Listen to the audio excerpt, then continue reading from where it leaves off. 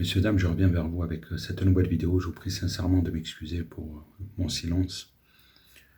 Vous avez été nombreuses à demander de mes nouvelles, à vous inquiéter pour ma personne.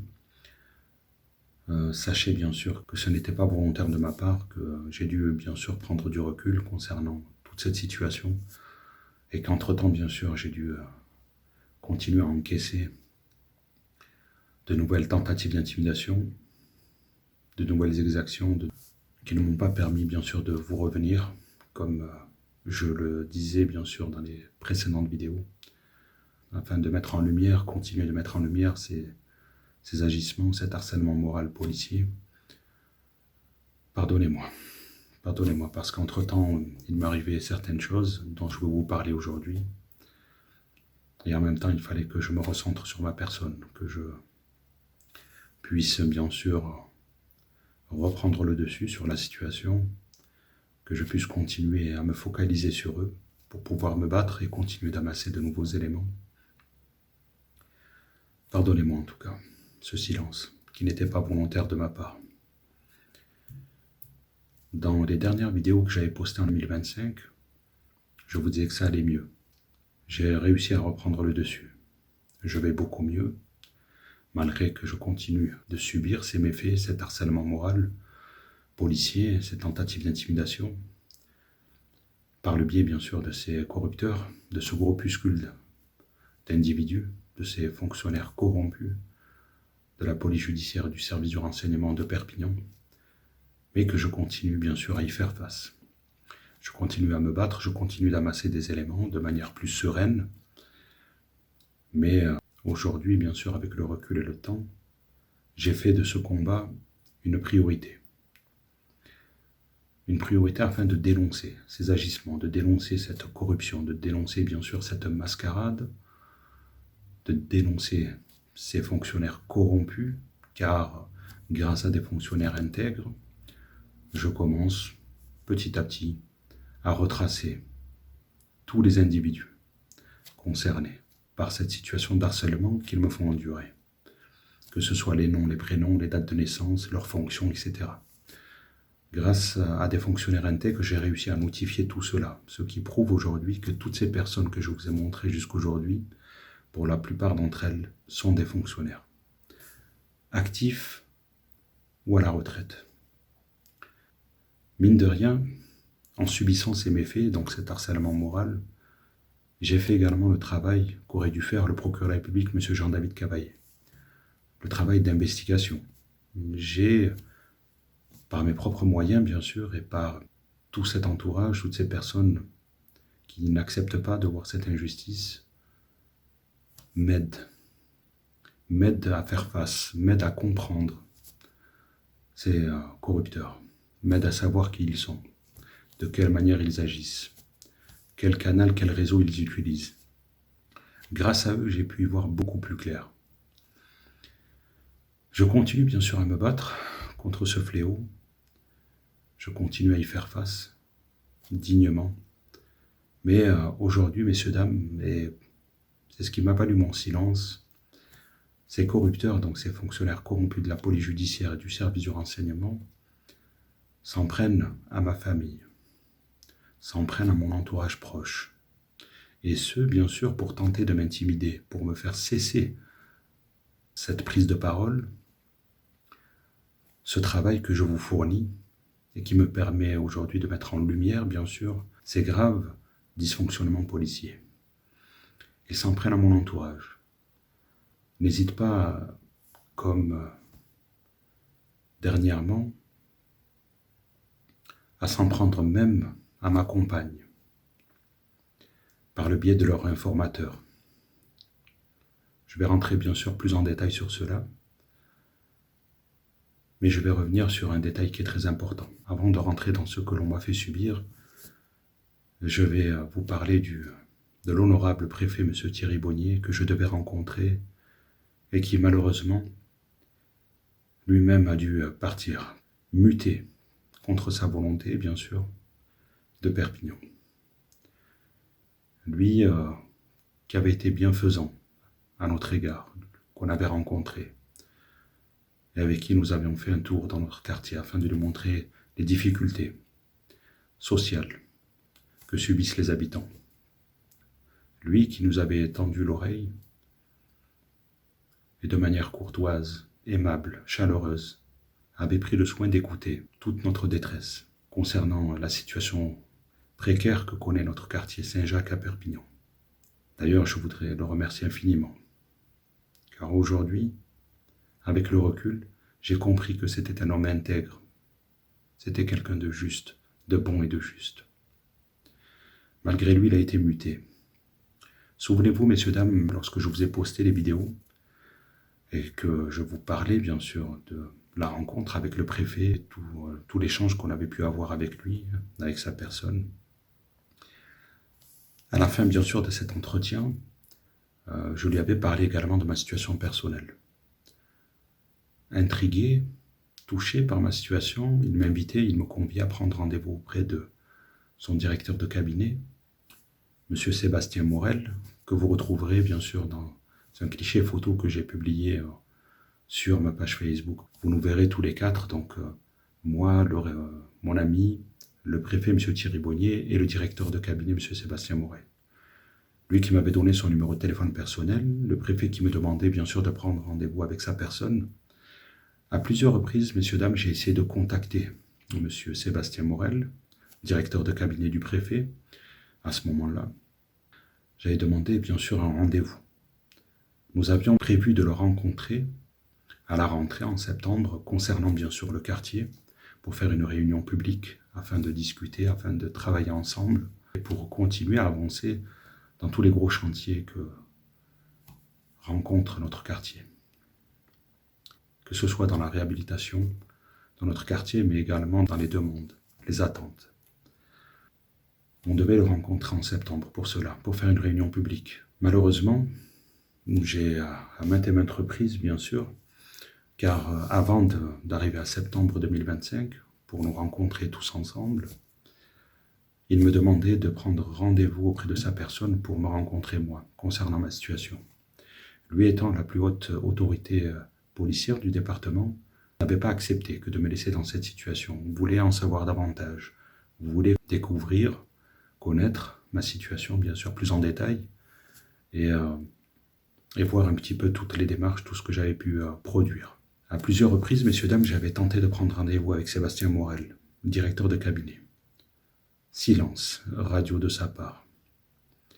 Il ne me répondra jamais, si ce n'est jusqu'à ce qu'un de mes amis proches le contacte personnellement, lui qui avait son numéro de téléphone et qui fait partie des référents de notre quartier Saint-Jacques, pour lui dire que ce n'était pas normal que l'on me laisse sans réponse.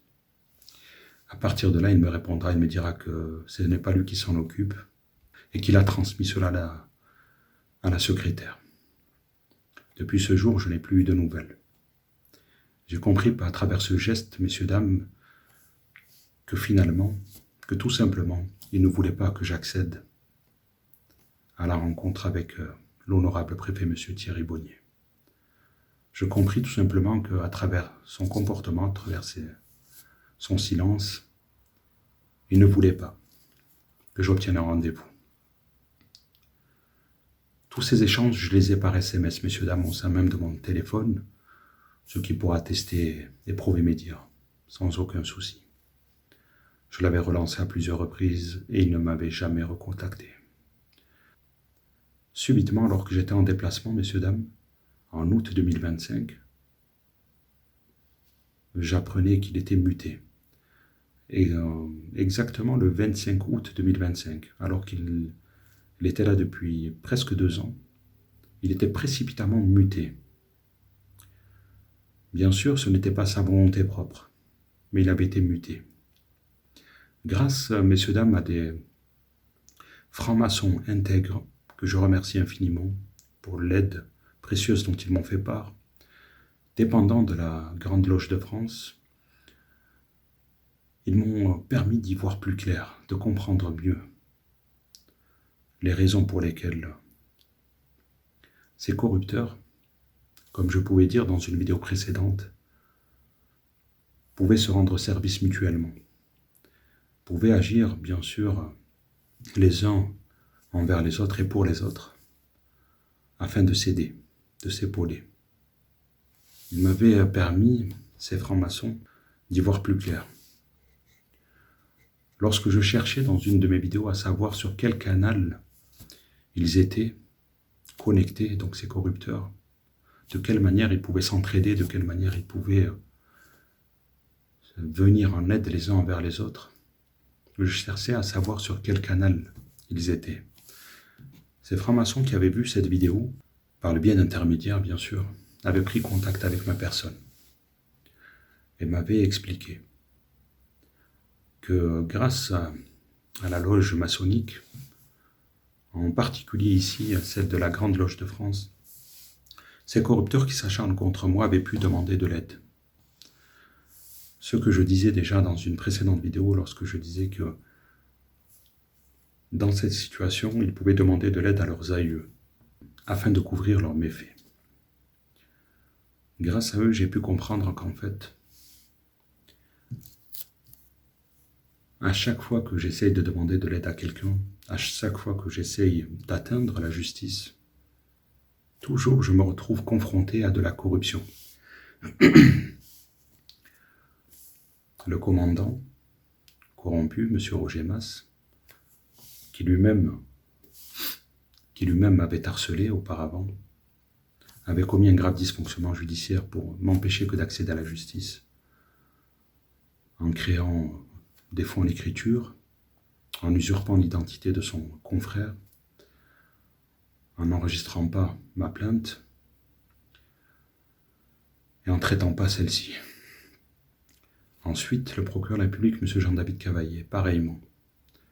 Lui qui était sincère au début, lorsqu'il réouvrait ma plainte, quelques mois plus tard, un classement sans suite alors que ma plainte n'avait jamais été enregistrée également par ses soins. Il a fallu bien sûr des courriers incessants pour qu'il finisse par enregistrer celle-ci et qu'il la classe pour des faits totalement contraires et étrangers à ce que je dénonçais, soit 8 mois ou 9 mois plus tard, alors qu'il ne me préviendra jamais du classement sans suite de celle-ci. Et que précédemment, lorsqu'il n'enregistrait pas ma plainte, il m'en avisait directement au sein de ma boîte aux lettres. Tout ceci, messieurs, dames, je vous l'ai raconté en détail dans les vidéos précédentes. Ce que j'ai pu découvrir également, grâce à des personnes intègres, ce que j'ai pu comprendre, bien sûr, c'est que ces corrupteurs ont dû, par le biais de ce canal, par le biais de ce réseau, demander bien sûr à leurs aïeux qui les couvrent, qui les protègent, de leur rendre service afin que le préfet soit muté précipitamment. Car celui-ci nous demandait de nous revoir en septembre, ce qui présageait, ce qui démontrait qu'il n'était même pas au courant qu'il allait être muté. Que pour lui, il était toujours en exercice, en fonction, au sein même de notre département. J'ai découvert par ces personnes qui m'ont aidé qu'il a été fait appel au ministre de l'Intérieur à ce moment-là, M. Bruno Retailleau, afin que celui-ci demande au Premier ministre qui était dans l'exercice à ce moment-là, M. François Bayrou, que le préfet soit muté. Ce qui m'a montré qu'il y avait quelque chose d'anormal. À travers ce qu'on me racontait, ce que ces personnes de bienveillantes m'apportaient comme élément, afin de me mener à la réflexion, j'ai compris qu'il y avait quelque chose d'anormal. Je vais vous dire pourquoi, messieurs, dames. Le 25 août 2025, le préfet, M. Thierry Bonnier, a été muté. Le 30 août 2025, ma compagne, alors qu'elle sortait d'un stationnement, alors que deux personnes, deux courtoises, s'étaient arrêtées pour la laisser s'engager, s'insérer sur la voie, se faisait percuter violemment par un informateur, messieurs, dames, un informateur qui avait dépassé ces deux véhicules de manière dangereuse et qui avait la voie libre devant lui. Ce sont les témoignages des personnes qui étaient à l'arrêt, qui laissaient ma compagne s'insérer sur la voie, qui avait la voie libre devant lui, à contresens aucun véhicule n'arrivait, et qui pouvait continuer son dépassement dangereux, mais qui avait, à la dernière seconde, braqué son volant pour se rabattre et percuter le véhicule de ma femme. Cet informateur, messieurs, dames, je l'ai en vidéo. Cette personne qui a percuté ma compagne, je l'ai en vidéo. Il fait partie de tous ces informateurs qui se sont acharnés contre moi, qui m'ont harcelé pour bien sûr rendre service aux ripoux, aux fonctionnaires corrompus de la police judiciaire. Cet informateur, dont je vais donner le prénom, pour ceux qui voudront le reconnaître, il sera très facile à reconnaître, se prénomme Karim.R. Il circule toujours à bord d'un Citroën C3 Cactus de couleur blanc, s'il a toujours ce véhicule. Ça, c'est pour toutes les personnes qui vont le reconnaître tout de suite. Cet individu, ce pseudo-criminel, parce que c'est comme ça que je le perçois, c'est comme ça que je le vois aujourd'hui, ce pseudo-criminel, qui n'a pas hésité à dépasser, à doubler des véhicules qui étaient à l'arrêt, qui laissaient ma compagne s'insérer sur la voie, pour aller violemment percuter son véhicule, messieurs, dames. Alors qu'il avait la voie libre en face de lui. Alors qu'il n'avait pas de véhicule qui arrivait en sens inverse. Mais il allait percuter violemment le véhicule de ma compagne. Il s'est garé et de manière sereine, lui a dit que c'était de sa faute. Et a fait constat avec elle. Quand il a percuté, messieurs, dames, il n'a pas utilisé ses véhicules personnels, mais un autre véhicule, un vieux véhicule. Tout était prémédité, messieurs, dames. Bien sûr, pour vous, il est très difficile que je puisse faire le lien aujourd'hui, bien sûr, bien évidemment, je vous comprends. Mais ce que je veux vous dire, c'est juste de faire le lien, de comprendre, pour y voir plus clair. Le 25 août 2025, le préfet s'en va, il est muté. Le 30 août 2025, comme si c'était pour ces corrupteurs une façon de fêter le départ du préfet, de l'honorable et intègre préfet, M. Thierry Bonnier, ils envoyaient un informateur percuter volontairement le véhicule de ma femme alors que j'étais en déplacement, messieurs, dames, alors que je n'étais pas sur Perpignan. Vous comprenez un petit peu, messieurs, dames? Donc c'est pour ça que je fais tout ce lien. Je sais que c'est dur aujourd'hui à comprendre, mais souvenez-vous de toutes les vidéos et les éléments que je vous ai laissés sur les réseaux. Tout ceci prouve la véracité de mes propos, de ce que je subis depuis de nombreuses années. Et je vais continuer à le démontrer. Ma pauvre compagne, qui n'avait rien demandé et qui s'était stationnée à cet endroit-là pour acheter des pizzas et aller manger en famille, se faisait percuter violemment alors que deux véhicules s'étaient gentiment arrêtés pour la laisser s'insérer sur la voie. Cet informateur avait dépassé les deux véhicules pour volontairement percuter le véhicule de ma compagne, alors qu'en face de lui, en sens inverse, ce sont les témoignages des personnes qui se sont arrêtées. Il n'y avait pas de véhicule qui arrivait. Il aurait pu continuer tout droit, dépasser les trois véhicules. Celui qui l'a percuté est un informateur. Je peux le prouver très facilement. Je sais qu'on peut considérer cela comme un incident, comme un hasard. Mais avec tout ce que je subis, tout ce que je vous démontre, tout ce que je vous mets en image, tout ce que je vous mets en ligne, il n'y a pas de hasard, messieurs, dames, ni de coïncidence. Tout est prémédité. Aujourd'hui, bien sûr, je ne peux pas prouver que cette personne a commis ce geste de manière criminelle. Ça, je ne peux pas le démontrer, messieurs, dames. Car c'est fait de manière subtile. C'est fait de manière à ce qu'on l'on fasse passer cela pour un accident, pour quelque chose, un hasard, quelque chose qui arrive à tout le monde. Vous comprenez? Ce n'est pas un acte criminel, ce n'est pas quelqu'un qui va attenter à la vie de quelqu'un ou s'en prendre à quelqu'un violemment, l'agresser physiquement. Là, on peut considérer cela comme un acte criminel. Mais dans cette situation, non, messieurs, dames. Dans cette situation, nous avons affaire à des corrupteurs, donc des fonctionnaires corrompus de la police judiciaire et du service du renseignement qui s'acharnent contre moi et qui s'en prennent aujourd'hui à mon entourage proche. Ceci est un exemple. J'ai jamais voulu vous le raconter, mais aujourd'hui je vais le faire, messieurs, dames, car j'ai compris une chose, c'est qu'il est venu le temps pour moi de raconter, de parler, de tout dire et de ne rien laisser au hasard. J'ai trouvé en cela la seule manière pour moi que de pouvoir extérioriser, de pouvoir vous montrer mon quotidien, de vous le démontrer, preuve à l'appui.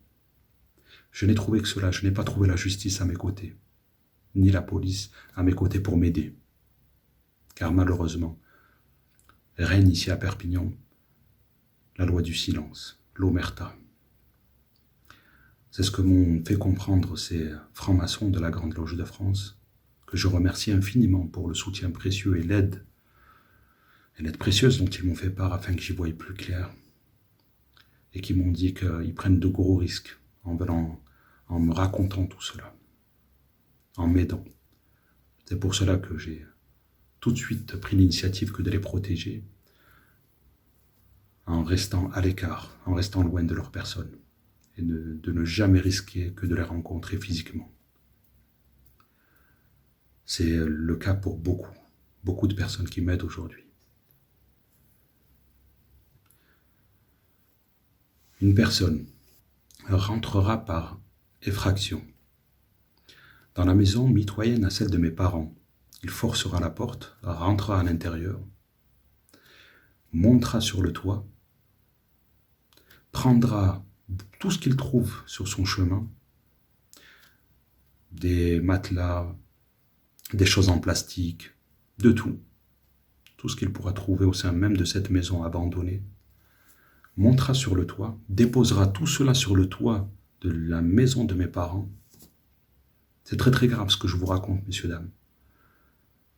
Il mettra un tas sur le toit de la maison de mes parents et il mettra le feu. Messieurs, dames, ce que je vous dis, c'est la stricte et sincère vérité. Tout est notifié, tout est là. Il mettra le feu, messieurs, dames, intentionnellement, sur le toit de la maison de mes parents. Il quittera les lieux et s'enfuira. Il aura fallu mon père, qui a plus de 80 ans aujourd'hui, il lui aura fallu détecter en fait l'odeur du plastique brûlé pour se dire qu'il y a quelque chose d'anormal. Lorsqu'ils vérifieront sur le toit, ils verront qu'il y a le feu sur le toit de mes parents. Ils feront intervenir pompiers, ils feront bien sûr éteindre ce feu, déposeront un signalement. Lorsqu'ils me contacteront, je leur dirai que finalement, ça ne sert à rien puisqu'ils ne retrouveront pas jamais l'auteur des faits. Parce que, encore une fois, messieurs, dames, j'étais en déplacement. Encore une fois, j'étais loin, messieurs, dames. Et ils avaient fait cela alors que j'étais en déplacement. Ils avaient risqué de causer des dommages, risqué de porter atteinte à la vie de mes parents, qui ont 80 ans aujourd'hui. Tout ça pour tenter de m'intimider, messieurs, dames. Je n'avais jamais osé vous en parler sur les réseaux. Mais au vu de ce que j'endure actuellement depuis les dernières vidéos, j'ai décidé de parler et de rendre public tout cela. Tout ce que je vous raconte est notifié. À cela, je remercie infiniment la police municipale d'être intervenue rapidement sur les lieux. Merci infiniment. Merci aux pompiers également que d'être intervenus. Voilà ce que je subis, messieurs, dames. Voilà ce que j'endure. Alors que depuis 13 ans, ils s'acharnent contre ma personne, tentent de m'intimider, me menacent. Marcel me persécute. Aujourd'hui, ils n'ont trouvé d'autre choix que de s'en prendre à ma famille. Pour me faire taire, pour me faire quitter le département, Voilà ce que fait la corruption policière à Perpignan. Tout ceci est notifié, messieurs, dames. Le moment voulu, si on a besoin, tout est retracé. Mais voilà, pour vous dire, ils s'en sont pris récemment, le 30 août 2025, à ma compagne, avec un informateur que je connais, qui m'a harcelé et que j'ai en vidéo, 5 jours après le départ du préfet, M. Thierry Bonnier. Vous comprenez un petit peu? Pour fêter cela. Parce qu'ils avaient écarté un préfet qui avait la possibilité et qui aurait diligenté une enquête interne et qui n'aurait pas laissé ces criminels agir ainsi.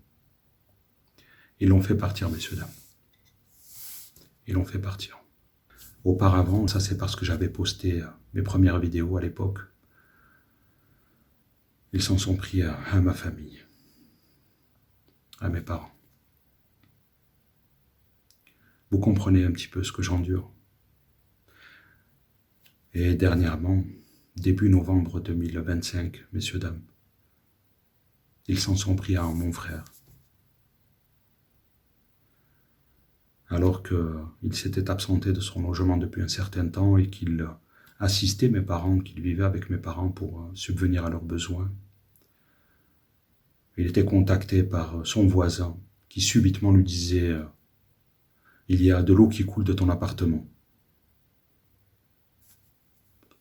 Écoutez bien ce que je vous raconte, messieurs, dames. Son voisin du dessous qui lui disait qu'il y a de l'eau qui coule de l'appartement. Lorsqu'il est arrivé sur les lieux,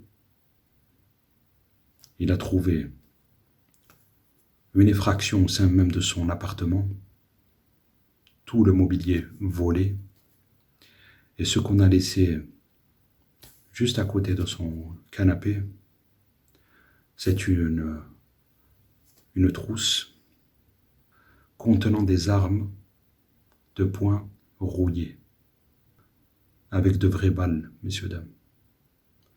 Donc, ces pseudo-voleurs qui sont venus cambrioler l'appartement de mon frère ont pris du mobilier, mais ont laissé un sac contenant des armes de poing rouillées, messieurs, dames, avec des vraies balles.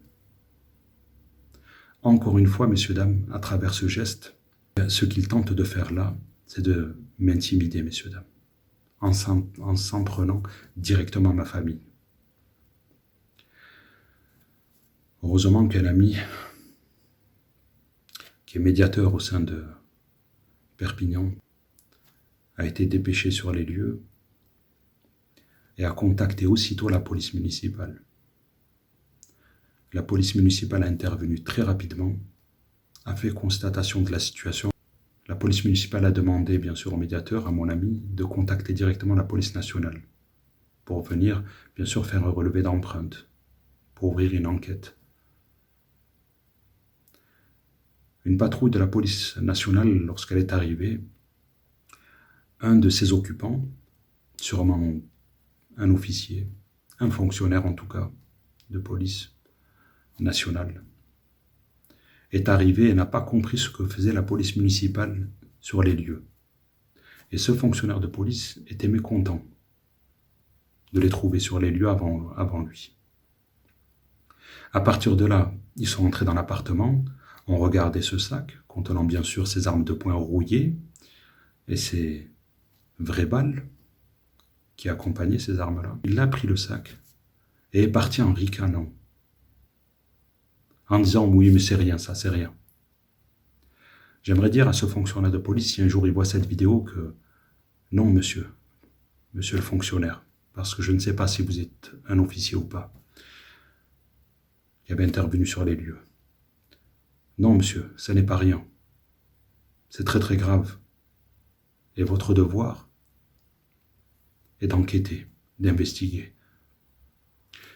Vous avez dit à mon frère qu'il pouvait déposer plainte directement sur Internet. Non, monsieur. Mon frère est allé déposer plainte au sein du commissariat de police. Parce que ces faits sont graves, monsieur. Ces cambrioleurs qui doivent être des informateurs. Le voisin dit qu'il y a une fuite d'eau alors qu'il n'y avait pas de fuite d'eau. Vous voyez un petit peu la complicité où c'est qu'elle se joue. Et qui découvre ça? Non, monsieur. Monsieur le fonctionnaire de police, de la police nationale. Ce n'est pas rien. Votre rôle est d'investiguer, de relever les empreintes, de savoir qui, comment, pourquoi, d'utiliser les caméras qu'il y avait à ce moment-là, les caméras de la ville. Dès le moment où c'est que cette personne, le voisin de mon frère, appelait directement mon frère pour lui dire qu'il y a de l'eau qui coule, à partir de là, c'est qu'il avait constaté une effraction. À partir de là, on aurait pu contrôler les caméras de vidéosurveillance, monsieur l'agent.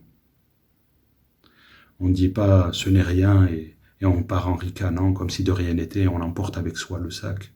C'est grave, c'est très très grave, monsieur l'agent. Vous ne me connaissez pas, mais ce que je subis, c'est une triste réalité. Une triste réalité, car cela me démontre à quel point il y a un groupuscule de fonctionnaires corrompus au sein de notre ville prêts à s'entraider. À s'entraider pour causer du tort aux victimes qu'elles attaquent, qu'elles agressent, en toute impunité. Ces faits se sont produits début novembre 2025. Je remercie infiniment les fonctionnaires de la police municipale, encore une fois, pour leur travail méticuleux, pour leur rapidité d'action.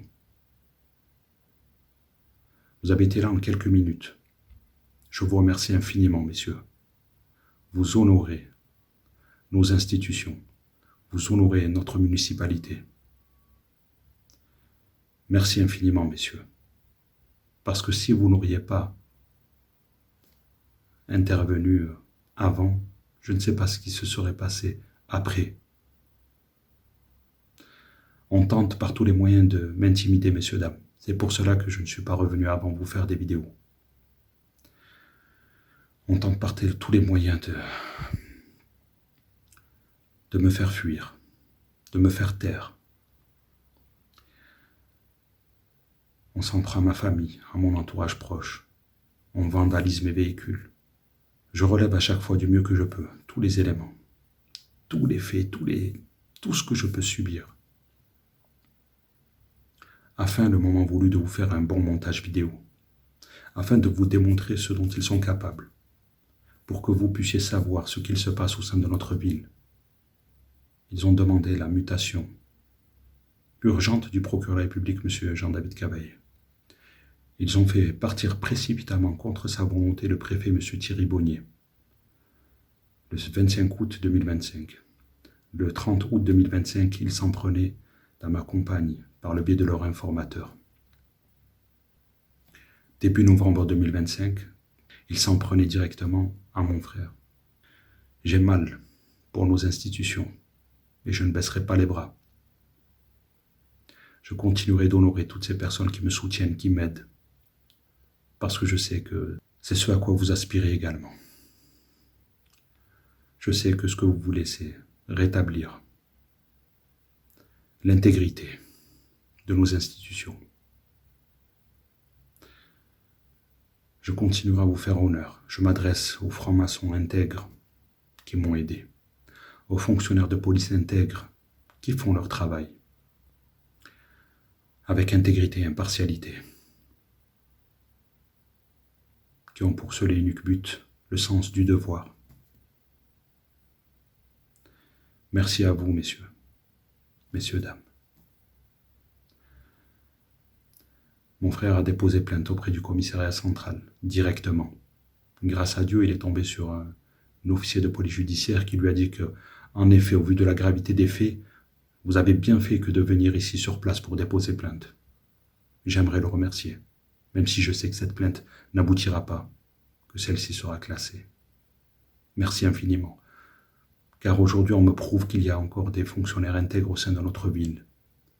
Malgré la fatigue, malgré des fois l'envie de baisser les bras, de tout plaquer, de tout quitter, de tout abandonner. C'était ce que je voulais faire il y a quelque temps. Voyant qu'il n'y a plus de justice au sein de notre ville Perpignan, j'étais sur le point, messieurs, dames, de tout plaquer, de partir d'ici, d'abandonner, de baisser les bras, de tourner la page et de partir loin pour refaire une autre vie. Mais lorsque je vois comment il se comporte, lorsque je vois de quelle manière ils agissent, de quelle manière ils font, et ce dont ils sont capables, lorsqu'ils s'en prennent à des personnes vulnérables, lorsque je vois ma compagne touchée, mes parents touchés, mon frère touché, lorsque je vois mon entourage, mes amis également touchés,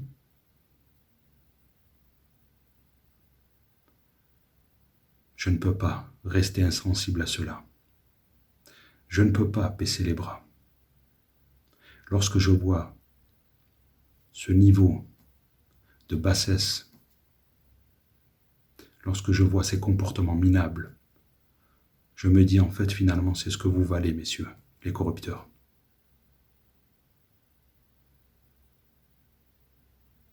Je me dis qu'en fait, finalement, j'irai jusqu'au bout.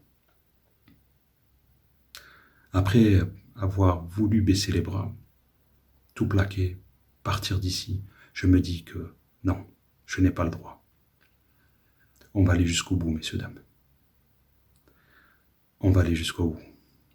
Je vais aller jusqu'au bout. Contrairement à vous, j'ai toujours été digne, intègre, bon, droit et juste. Je pourrais divulguer avec les archives que j'ai, toutes vos compagnes, vos femmes, que j'ai pu filmer, relever, lorsqu'elles étaient accompagnées de vos personnes pour m'harceler. Je ne l'ai jamais fait. Je pourrais mettre en lumière également tous vos enfants que vous m'avez envoyés pour m'harceler. La plupart d'entre eux ont fini par devenir mes amis, malgré eux, car ils ont découvert la vérité. Je pourrais les divulguer sur les réseaux sociaux, on pourrait retracer facilement vos personnes, mais je ne le fais pas, messieurs, parce que je ne suis pas de votre niveau. Je ne suis pas médiocre comme vous. Je ne m'en prends pas aux personnes vulnérables, aux personnes faibles, messieurs. J'attendais de vos personnes que vous vous en preniez à moi directement. C'est ça votre niveau ?